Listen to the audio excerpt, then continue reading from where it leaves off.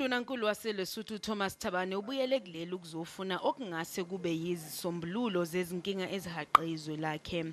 Uthi isimo sezokuphepha siya ngokuba sibi kanti neParliament angeke likwazi ukuhlala ngaphansi kwaleso simo.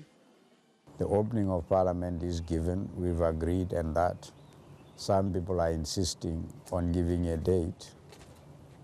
If I knew when the security situation would be okay, I would say the last day of the security instability and so on was gone the following day I would open Parliament.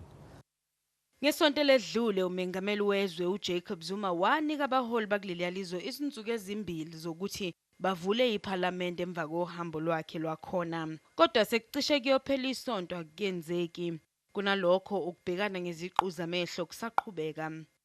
There are members of my party and members of the Basotho National Party who are still holed up in South Africa because they can't go home for fear of the security forces in Lesotho, particularly members of the army. Ukungabi khona kozinzo kwezepolitiki kanye nezokuphepha eLesotho kwenza ezinye izikhulu zingakholeki. Laba benza ingxenye yokuthatha endlini ephezulu yeParliament kanti bafuna ukuthi iSADC ingenelele kwabakuchaza njengesimo esiqhubekayo nokuba manzonzo. It's still very volatile because we still have the army guy who does not want to leave after being removed by the Gazette, the lawful Gazette.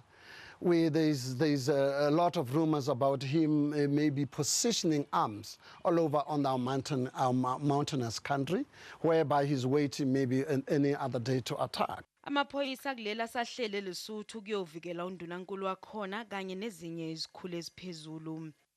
Njengoba kunembiko yenqwaba yezikhali ezifihliwe ezokuphepha okubonakala ntengantenga kanye nezinsongo zokuchitheka kwegazi sekusezandleni zabaholi beSADC ukuthola isisombululo esingunomphela ngekusasa lakuleli yalizwe.